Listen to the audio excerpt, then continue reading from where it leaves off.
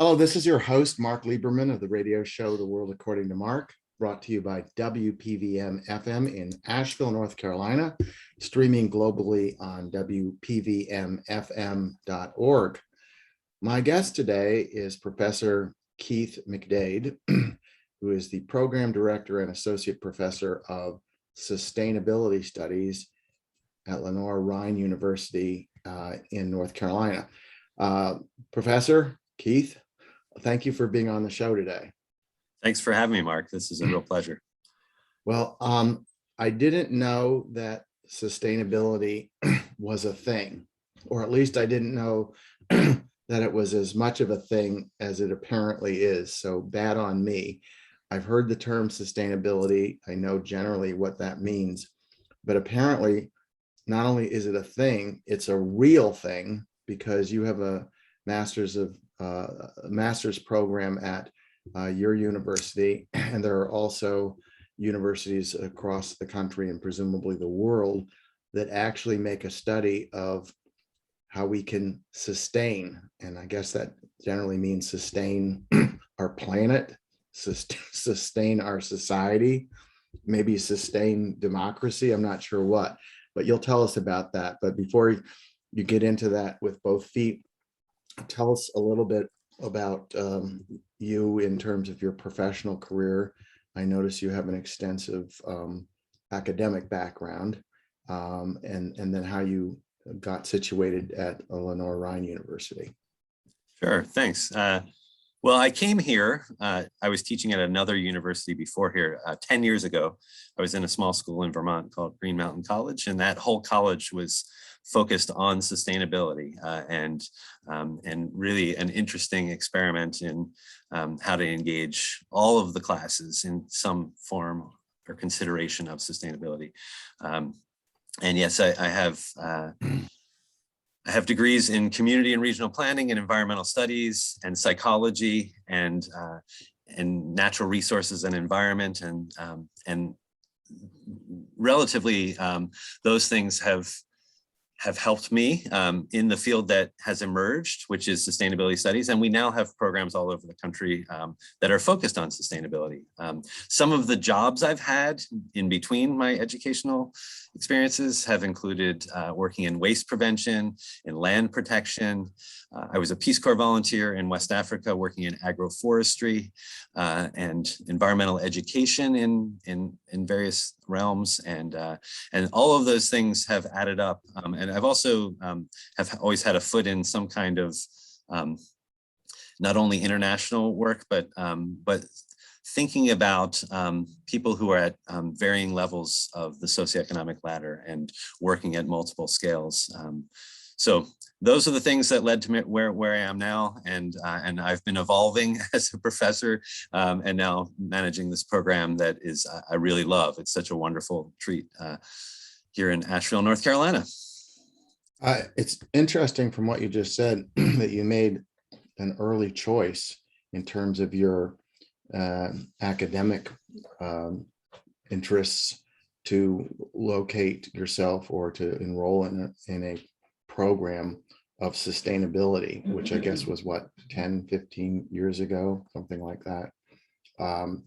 Because that's a bold decision. I mean, you could have decided to become an accountant. My brother was an accountant, so that's a good call. And my dad was an accounting professor, so all of those things add up.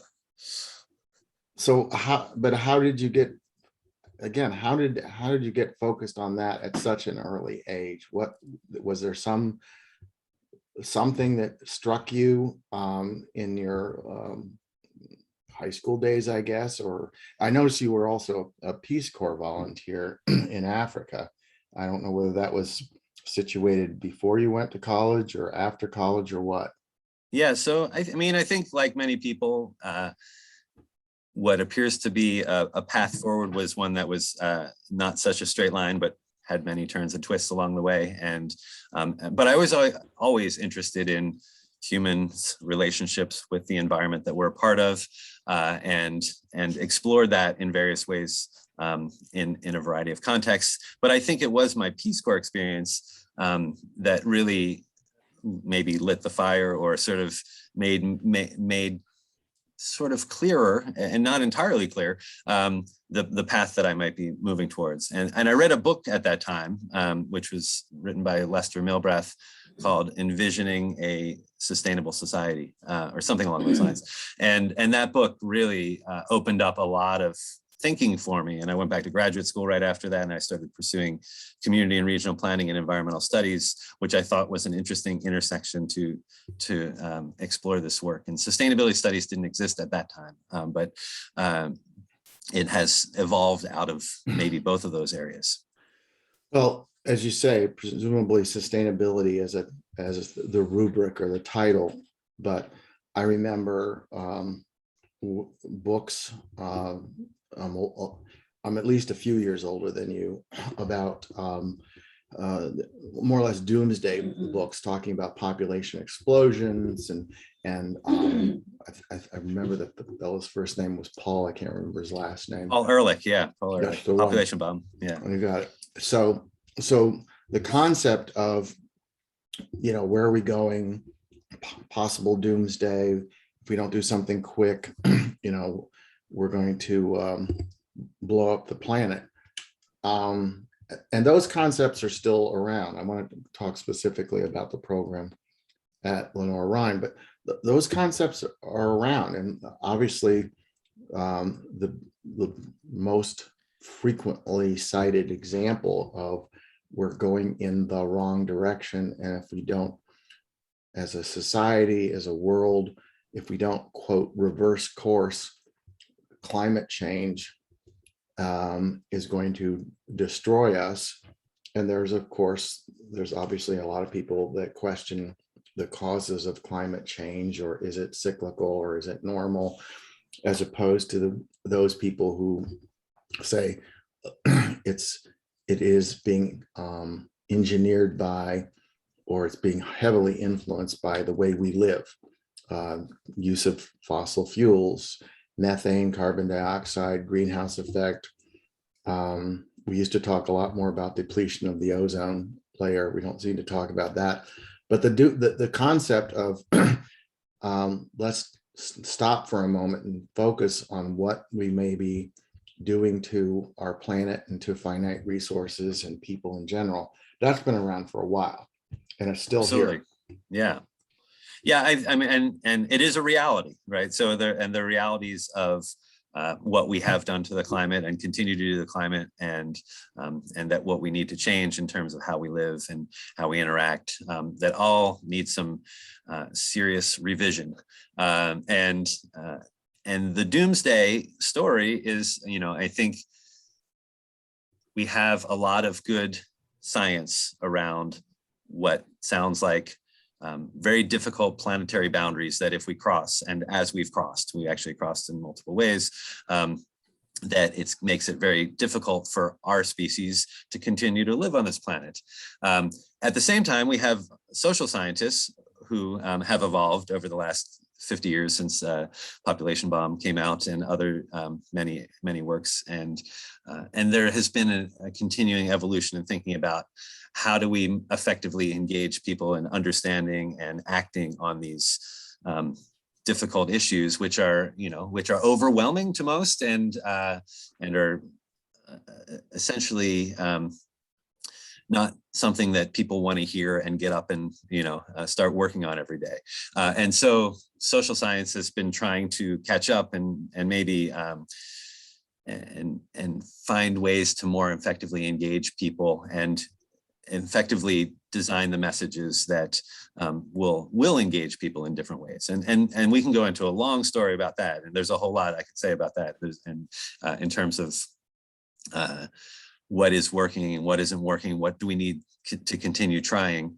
In terms of the ozone layer, you just mentioned that. That's interesting because some of these things have led to policy. So in the 60s, it led to a whole bunch of amazing policies in this country and then also around the world that have effectively reversed some of the things that had been going in the wrong direction.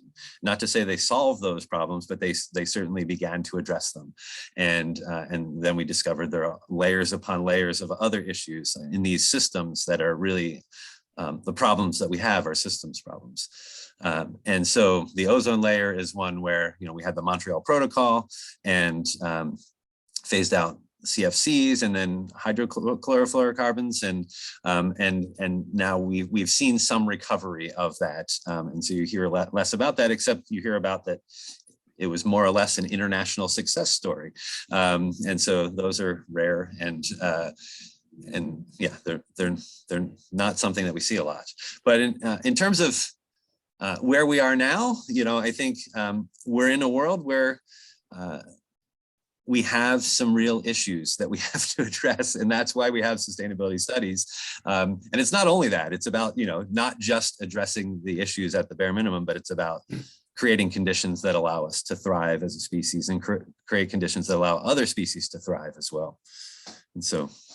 Well, that's a really good overview. And again, I don't want to talk much more about the ozone layer. I do acknowledge that there were steps that were taken so we don't have chlorofluorocarbons. I'm probably missing a syllable there, chlorofluorocarbons.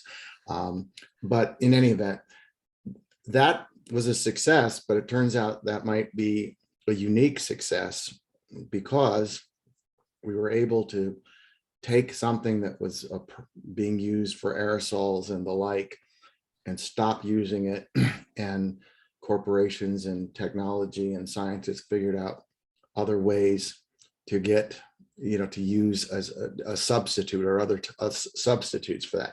But now the bigger problem seems to be this issue. One issue is, weaning us off of fossil fuels. And when I use the term weaning, there's only some people that are okay with that. Other people are saying, it'll take care of itself.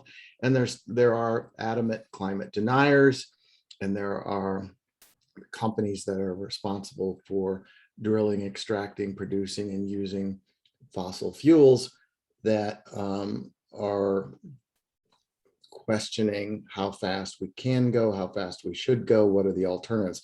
But I want to get back to the issue of sustainability itself and maybe a working definition, and we'll move further, because the word sustainability to me says that there is an issue. There's an issue of something is not working as well as it should, or something that we're doing that we've been able to do for a long time without wreaking havoc on the environment or our society is now not working very well. And there are solutions to that are short of, going back to horse and buggy days, although, horses and methane is probably an issue. And so the fact that you have a program at Lenoir-Rhyne and others have that indicates that apparently some people are getting it. I mean, the students get it, you get it, but there must be an acceptance on the part of governments and corporations and businesses and the like, that there's something that can be done to create this sustainability that we're looking for. So can you talk a bit about that? Yeah, that's a really interesting question. There certainly are things that can be done that that many people and institutions have evolved their thinking on, and it cuts across all sectors. And so first off, let me say that when we think about sustainability, there are many definitions of it. And the one that we love the most here in our program is John Ehrenfeld's definition. He was an MIT industrial ecologist, and he says that sustainability is the possibility that humans and other life will flourish on Earth forever.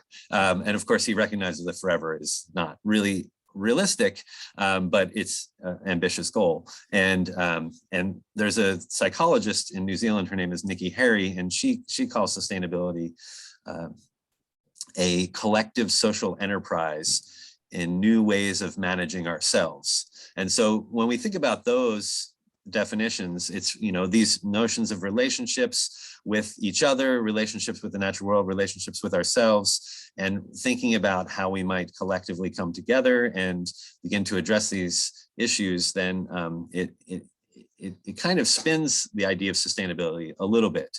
Sustainability also has roots in sustainable development. And so we stopped our last little conversation in the 1970s. In the 1980s, sustainable development came along with the Brundtland Commission with a report called Our Common Future. And that was a UN led movement, and it was really looking at what do we want to sustain and what do we want to develop, and a lot of critiques came out. What is this development thing? You can't develop and have sustainability at the same time. And well, they realized, well, we can sustain our biosphere, we can sustain the cultures, we can sustain the things that keep us healthy and alive. And we can also develop trust, and we can develop health, and we can develop things that aren't necessarily building things on the ground. And so from that, and not only from that, but that's one sort of important marker on the road of sustainability.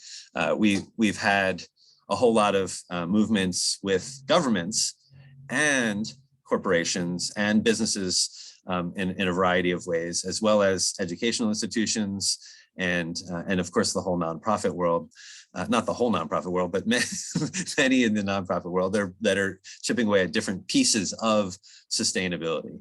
And so, and what we have now is we have something called the Sustainable Development Goals that were set out in 2015, which are 17 ambitious goals that we want to accomplish by 2030, that are really about ending poverty and ending hunger and really increasing education and increasing all these other pieces.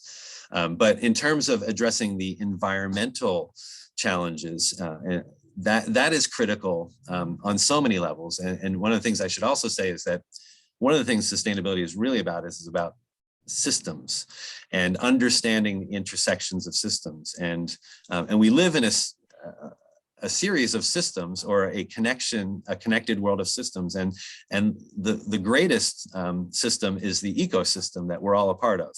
And then within that, we've developed our social systems. And within that, we've developed economic systems that we run our businesses with. And we make a lot of decisions based on. But we have to remember that ultimately these systems are embedded in the ecosystems that we live in.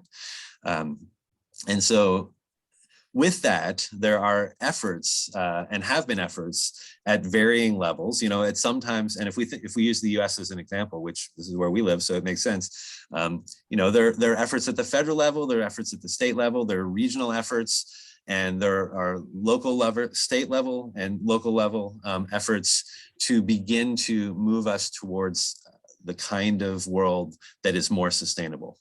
And there's also an increasing emphasis on this in the business world. And it comes in many forms. And there's an increasing expectation from society that businesses are going to be addressing issues beyond the financial bottom line. And so I can talk about that. One of the things our school does in a very small way is we have a little B Corp clinic. And B Corp is it's essentially a certification. It's not only that, but it's a certification that allows businesses to proclaim their commitment. To brag. What's that? To brag. To brag. But it also is a high bar, and it is and it often requires a lot of commitment to say that we are doing the things that, at least in the social and environmental realm, that are helping us, move towards sustainability. It requires a commitment to community. It requires a real commitment to diversity, equity, and inclusion. It requires a real commitment to the workforce and the life and health of the workers. It requires a commitment to customers in ways that go beyond the financial transactions. And so I think there's a whole lot there that is really a good model for how businesses might transform. And there's a lot more I could say about that as well, but I'll let you move to the next question. Or did I begin to answer your question? Let me ask you that. Absolutely began to answer the question. But again, one question brings up, one answer brings up another question. Sure. Here's the thought I have, and hopefully you can speak to this. I mean, the idea that corporations will buy into this in part, one of the motivators is then they do get, again, you excuse the vulgar term, they get bragging rights. They get to say, we are good stewards, we're good citizens. That has the effect of making them look good. That has, and which in turn has the effect of making people want to work for them who are Sure. interested in the environment, interested in social equity, and so on and so forth. But it in and of itself, it has short or smaller returns than having a business come to its own conclusion that they have to adopt sustainability systems, to use your term, and programs so that their corporation survives. That would be, in my view, a better way of making sure that these things are well cared for, fostered, grow. And let me just, before I stop, let me just, again, I don't want to make oil companies and fossil fuel companies the bogeyman, but I was listening to a congressional committee in which the presidents of several large oil and gas companies, as well as the American Petroleum Institute, et cetera, were responding to questions about whether or not those companies really cared about climate change. And if they did, why are they contributing hundreds of thousands, if not millions of dollars to block the latest legislative initiative by the Biden administration? And largely, I have to say, even objectively, the oil companies were denying that they were doing anything like that. And they pointed to a couple of things in their own company's profile that showed that they were committed to it.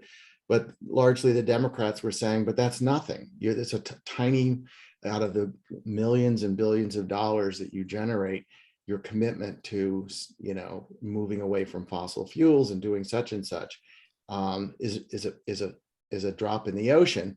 And for the most part, the Republicans were saying, the Democrats just hate oil companies, and oil companies are doing a great service to America, and we need to keep drilling, and they need to keep getting subsidies, and they need to be drilling on national lands.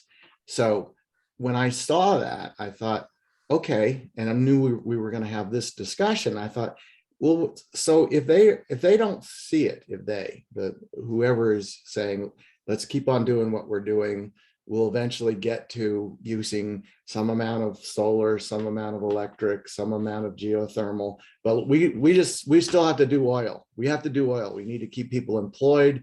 It was a bad idea of closing down the pipeline. Here's a welder that doesn't have a job now as a result. And so I see conflicts there between, again, the objectives of sustainability and the typical for-profit capitalist mentality. Do you see conflicts? Absolutely. There's no question that there are many things that we do in society, and that's the worst and extreme examples come from the fossil fuel companies, who have a strong interest to protect their assets, and there's an economic incentive for them to do that, but it goes well beyond that, and so it it turns into something that is it's politicized, and it's also social identity plays a role there, and there are all these other elements that move into locking us into and protecting the status quo, which the status quo is not sustainable. And so we're about building, sustainability is about building a new set of systems that are moving us towards something that is going to enhance our opportunity for flourishing. And we know the reality is that climate change is a reality that suggests more than suggests, it declares that we need to stop fossil fuels. We need to halve our burning of fossil fuels by the end of this decade, and we need to completely eliminate that in the next 20 years after that, or sooner.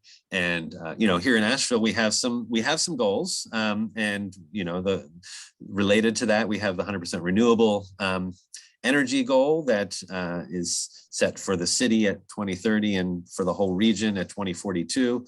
And that sounds really ambitious, and yet it's the reality that we need. We need to take these actions. And so just a note about businesses, as you're mentioning, that there's a whole wide spectrum of businesses that are out there. And so and some are more tied to the things that are working against what is sustainability, much more so than others. And so so I don't like to group them all together. The sustainability, I mean, sustainability is not going to be successful unless we get businesses to be and consider sustainability as part of what they're all about. And so we can't just write that off. And so, you know, and there are many strategies to get us there, and yet it's the politics make it really challenging in the moment we're in, and will continue to be that way. But I think the politics have the potential to shift, and we've seen that, and it's a little bit back and forth, and it's always, you know, 2 steps forward and maybe 1 step back as we're moving towards the goals that we're trying to achieve. So.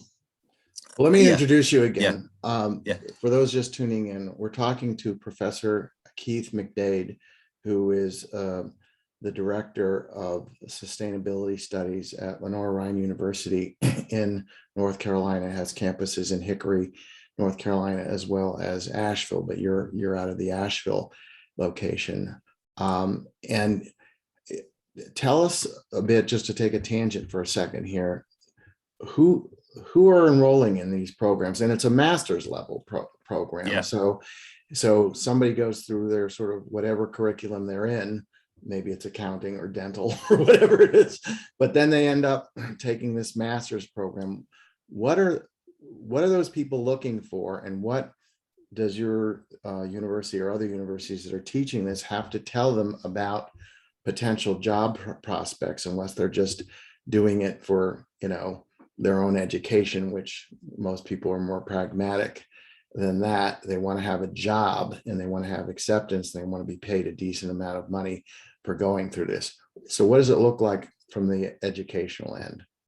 Yeah, so we get a pretty wide range of students in terms of their backgrounds, in terms of their ages, in terms of their life experiences, and even in terms of their interests and applications. And so students in our program, you know, maybe some of them are right out of undergrad, but that's more rare. There was a time in the program when there was as many people in their 20s as in their 30s, as in their 40s, as in their 50s in the program. Some of them have been in an engineering capacity for 30 years, and they're developing their social sustainability skill set in their consulting. Some are working for the city of Asheville and, you know, managing waste programs here. Some are trying to invent the new circular economy and working with nonprofits that can help move the needle on that.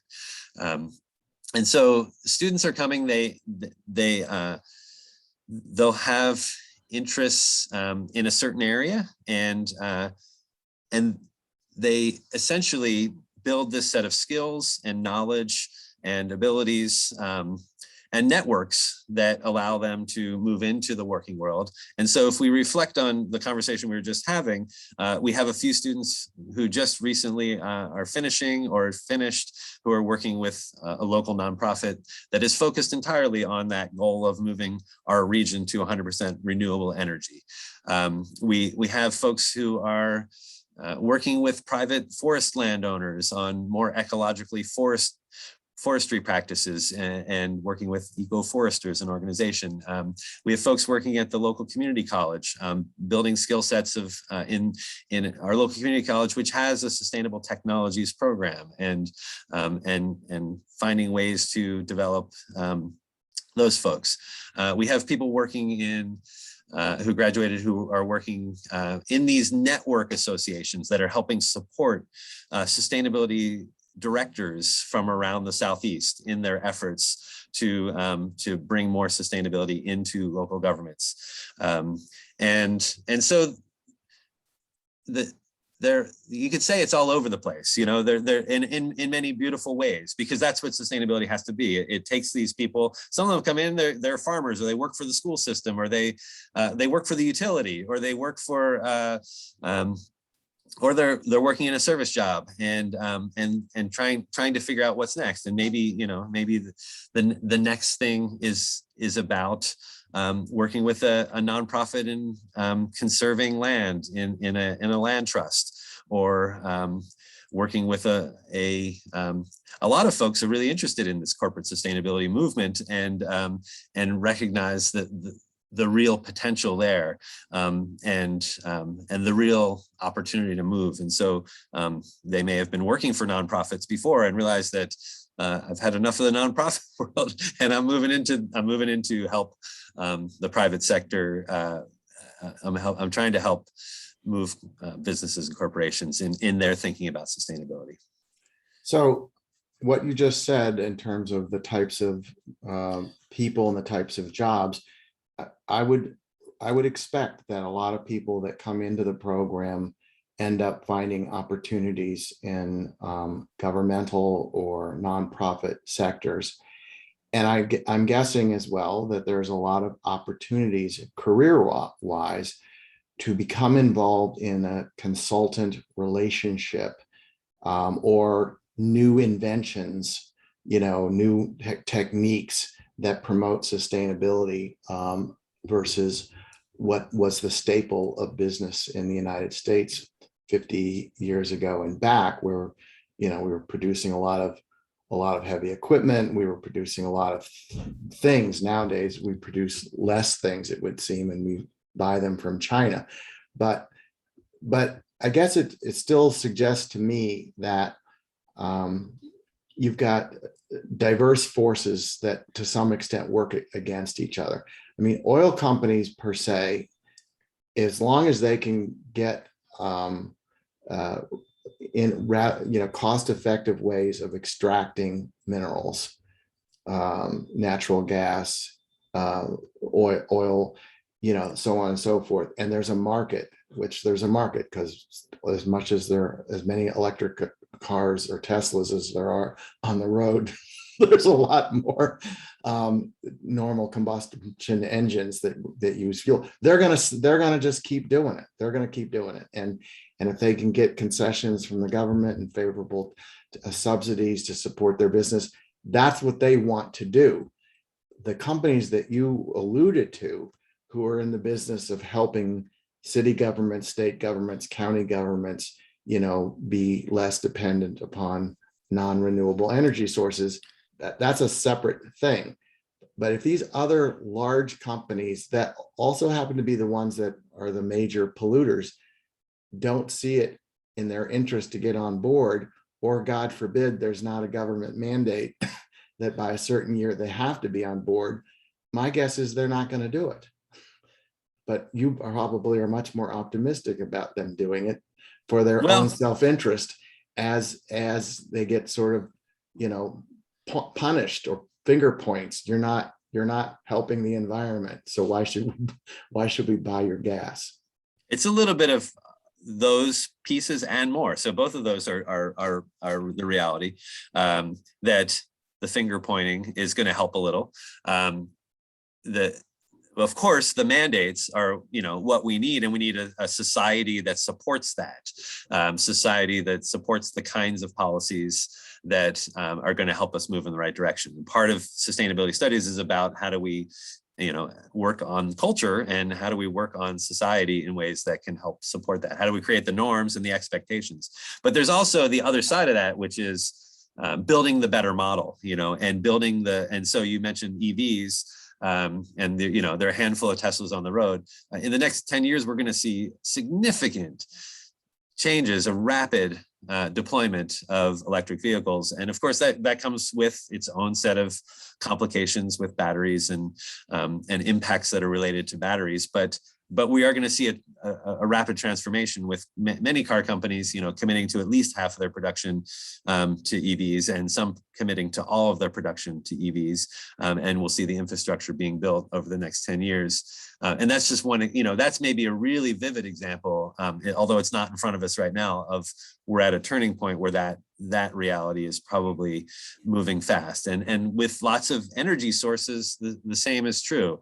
I don't think that, we know that a lot of the renewable development that we've been working on for many decades has finally hit the point where it is more affordable than coal, and more affordable than fossil fuels in general. And and so as that happens, we will see. And I'm not going to say that's the whole story either, because it's not entirely an economic story, but that certainly helps because there are, as you mentioned, there are interests that are working against that and working to try and keep that from happening. And then there's the reality of how fast can we go, and that which meets up with the reality of how fast we need to go. And so there's this maybe you could say a paradox in our lives, that one of the things that we actually prepare our students to do is live in that paradox a little bit, that we have this reality, which is unsustainable, that we're living in right now, and we have this vision for a much more sustainable future, and we need to be living in both of those places at the same time, and that creates a little tension in our lives, and so we have to find ways to make sure that as we're doing that we're staying healthy along the way. And but you're right, there are lots of different levers that are going to be helpful in transitioning what is our fossil fuel based economy to our next renewable and electrified economy. Some people do call it it's the next industrial revolution, and I think it's a really interesting way to think about it, because communications are different, just as they were at different points in our last industrial revolution, and the sources of energy are going to have to be different, and the ways in which we get around are going to have to be different, and how we power all that is going to have to be different. And so I think there's a realization that we're at the sort of start of that, and that's where a lot of our effort and energy can go, is to building the better model that we know is the next model. And there's going to be a lot of trial and error, and there's going to be a lot of experimentation that's necessary, and that also invites political criticism and politicized criticism and other things. But I think that's what we need to do. So again, my guest is Professor Keith McDade, the Director of Sustainability Studies at Lenoir-Rhyne University in North Carolina. And we're talking about making sustainability sort of a part of our everyday approach to life, business, and so on and so forth, and the fact that it is highly politicized. But let me, for a moment at least, tangentially say, what kind of courses do you have in this program, and how there's a whole range of industries that we've just talked about, corporate industry per se, nonprofits, whatever. How do you cover the waterfront so that a student who doesn't know where, who wants a job in this area, doesn't know where he or she will end up? How do you approach that in terms of setting up the curriculum? Yeah, so most of the classes will address multiple sectors. And so the kinds of classes we have, I'll just mention some and explain them a little, and I think that will be helpful in thinking about how a student might move through. This semester, students are taking a Visions of Sustainable Communities class, which is kind of a planning class. How do we create belonging? How do we decrease isolation? And simultaneously, how do we create, walkable, bikeable places that enhance community? And there's a whole lot of interesting strategies. And how do we move people on visioning processes? And how do we ask better questions? And how do we what are the planners doing and what are they not doing? And, what are the businesses doing and what are they not doing? And there's an application for visions of sustainable communities in any one of the sectors. And so we look at how it plays out in our neighborhoods, in our regions, in our schools, in our businesses. And we also have a class this semester, Science for Sustainability, making sure that all of our students understand the complexity of the sciences, the natural science, what's happening with our oceans and what's happening with our air quality, and what's happening with our water quality, and all of those pieces, not only the natural science, but the social science as well, and the intersection of those, and this emerging science of sustainability science, which is kind of looking at the systemic level and thinking through all that, and making sure that students know how to communicate about scientific issues in ways that are translated for the many audiences that they'll be engaging in or engaging with. We also have classes in the business program that are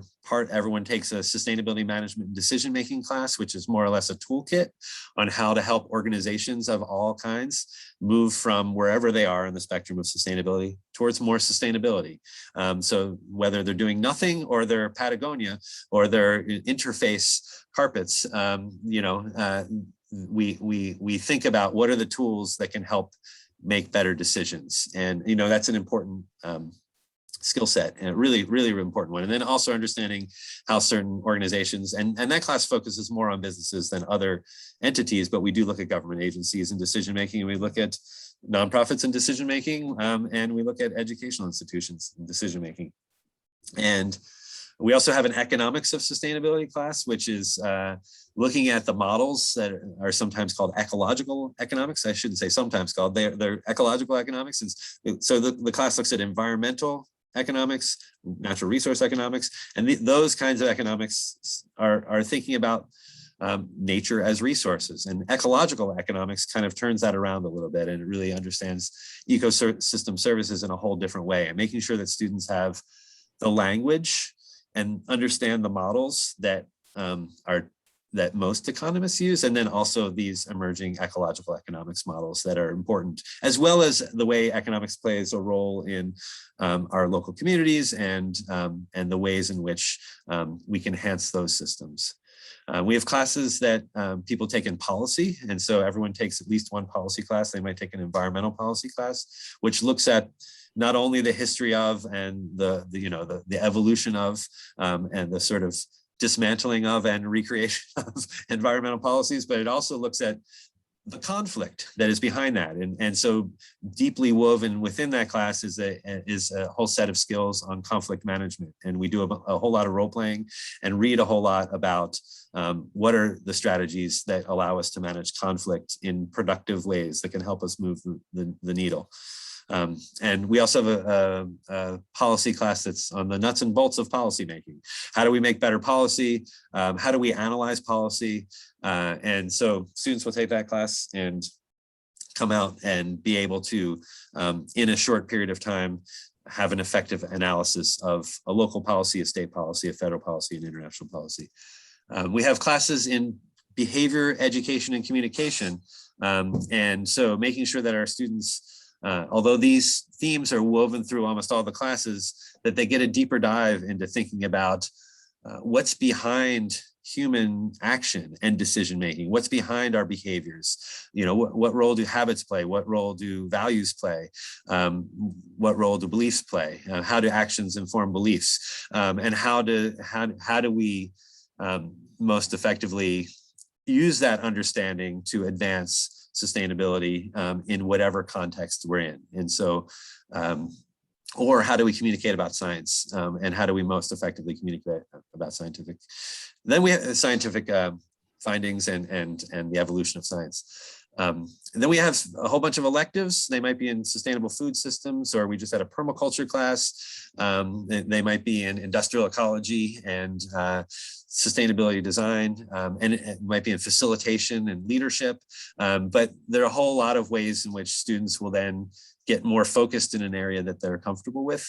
And everyone also takes a research methods class that allows them to design a better small experiment, because a lot of what we do in sustainability is context specific. And so making sure that what we're trying locally is going to play out locally effectively is an important piece. And then we also have a geographic information systems class that is our location intelligence class. It's about spatial analysis and thinking about how do these issues play out on the ground spatially, and how can we use that tool to better understand what good ways of intervening in the systems. And then ultimately everyone puts all those pieces together and they develop a project with a community partner that aims to advance sustainability. And then they do that and they try that and they see what worked and what didn't work. And then they analyze why it worked or didn't work, and then share that with an audience that could benefit from learning from that. So that's in a very quick overview of the program in a nutshell. I missed a class that I think is a really important one, which is sustainable energy and materials use.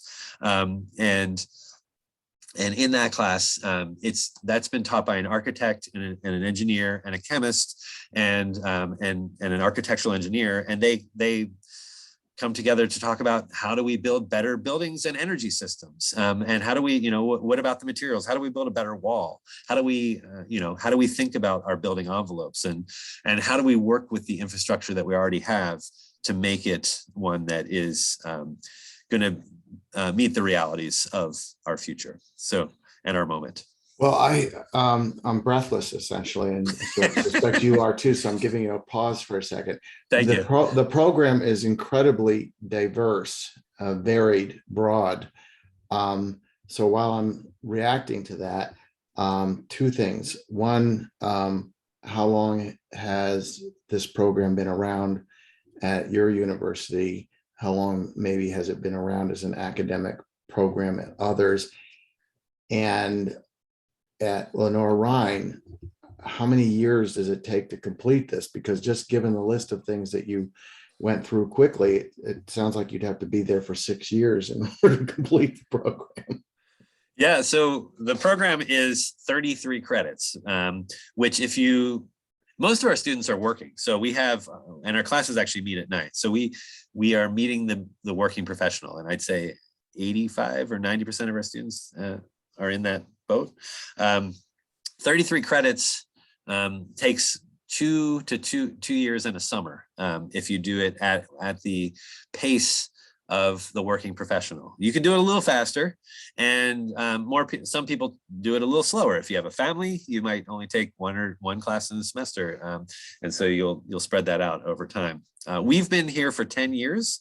This is our 10th year, so we haven't been here a full 10 years, but we started the program in 2012, and programs were around. There were,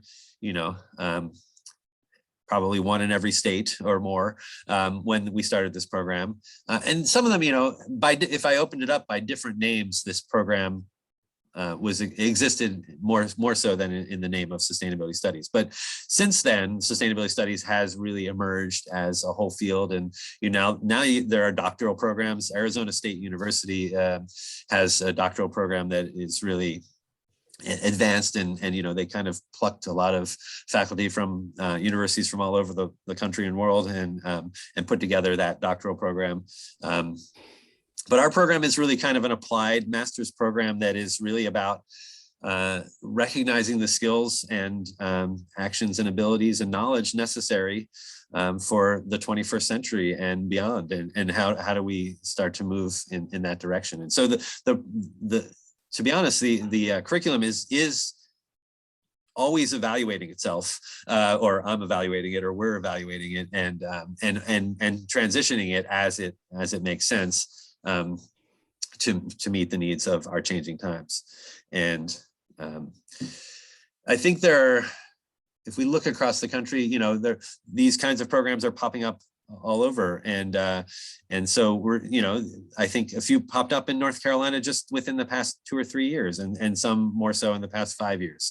And 10 years is not that long to be here, but it's plenty of time to have a handle on what we're doing and what's working and what's not working so well, and to have also to see the fruits of the labor, if we could call it that. Well, let's just say to see how students have transformed themselves so that they can transform their communities and transform their businesses and transform their organizations to be the kinds of places that are moving towards flourishing. And so we're able to see people on the ground doing great work. And that's really promising and exciting and rewarding for sure. Well, let me ask you another related question in the time we have left. A couple quick topics I want to go over. Sure. Who do you see as the companies or entities by category, or you can name names if you can, that are looking for students who've completed the program?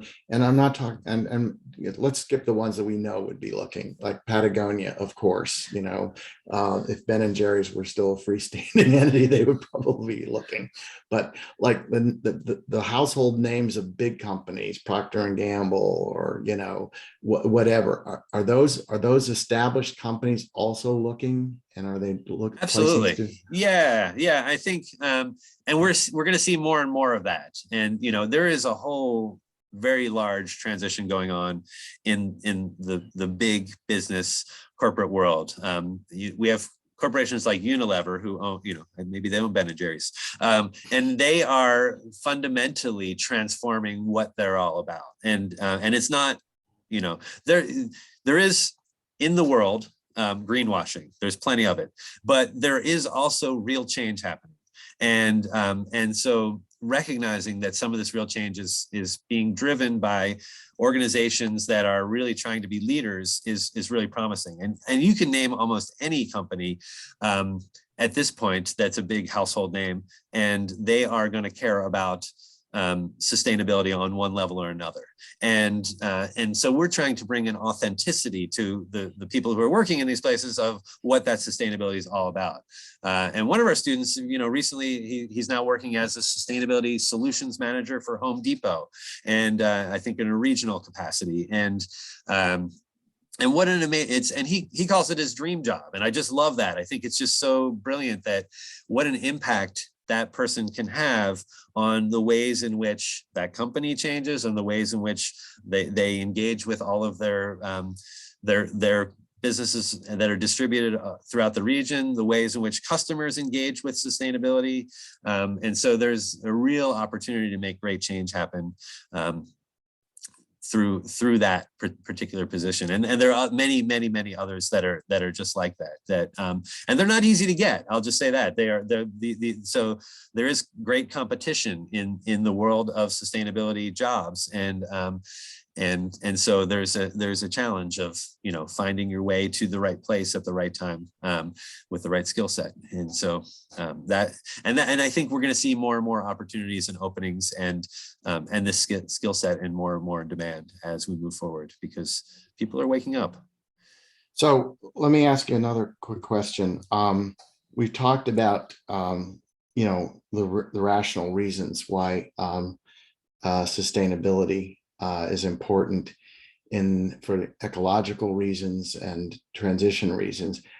We haven't touched directly on social considerations. There are a lot of social issues out there that seem like they're ripe for being involved in sustainability, but you don't necessarily think of them like that. Affordable housing, pay equity, things of that nature. Are those somehow, do you see an association of resolving those issues or dealing with those issues within the framework of sustainability? Absolutely. And that's what our program is all about, is making sure that those pieces are part of the puzzle that we're putting together. And so nobody leaves our program without a really strong focus on social sustainability. And in fact, next week in our Visions of Sustainable Communities class, we are talking about housing, and that's, you know, and affordable housing, and equity is sort of woven all throughout the program, and equity issues and concerns. And it does get less attention in some circles, but it's getting more and more attention. And so when I mentioned the B Corp clinic and the B Corp, and we have a B local group, we're in a moment of diversity, equity, and inclusion, maybe a revolution in that world, and thinking, and we have a long way to go.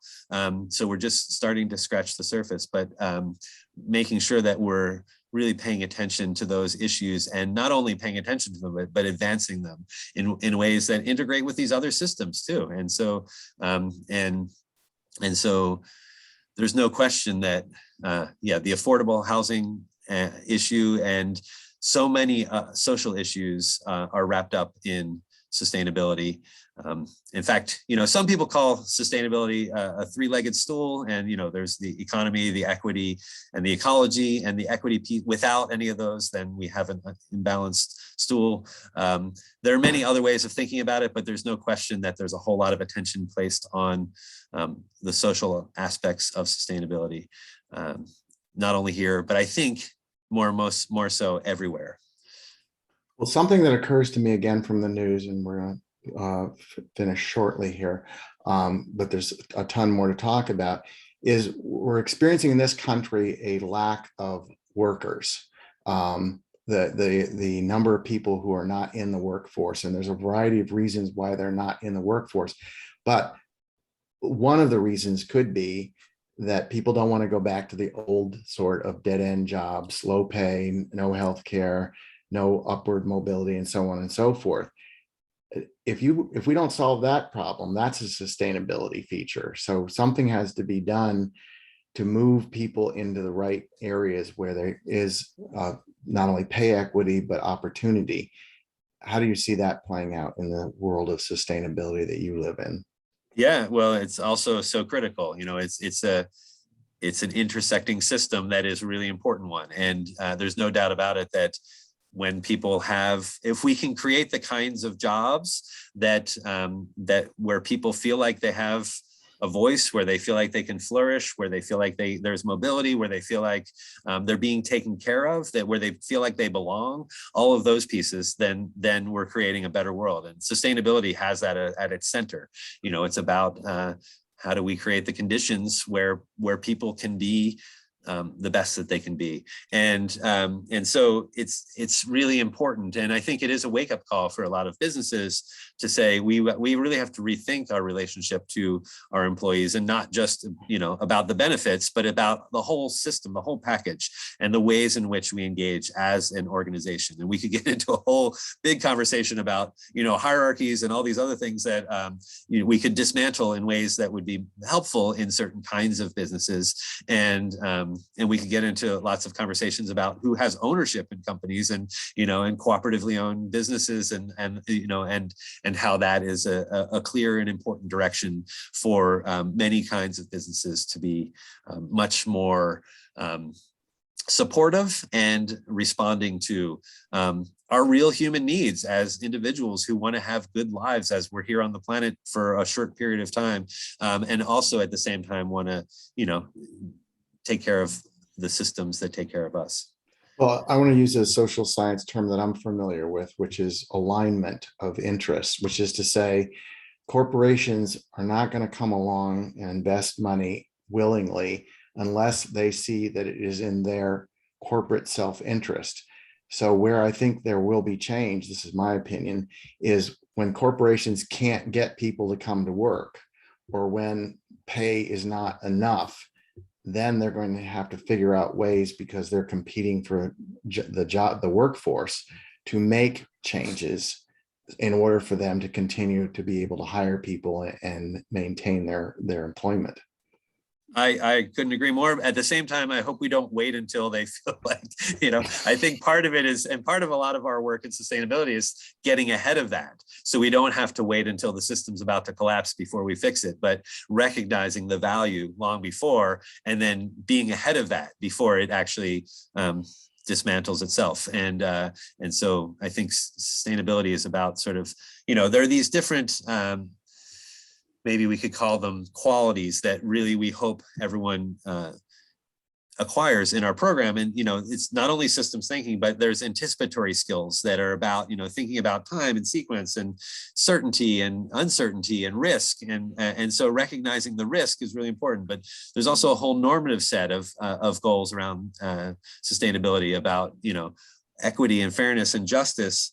And then we have a whole set of interpersonal potentials, developments that, everyone has the potential to be leaders in their own little ways, and developing collaboration skills for everyone is going to be better for everyone. And so we pay a lot of attention to those skill sets, as well as the strategic skill sets that help us advance all these things. But there's no question we want to be ahead of those things, all of those pieces, as much as we can.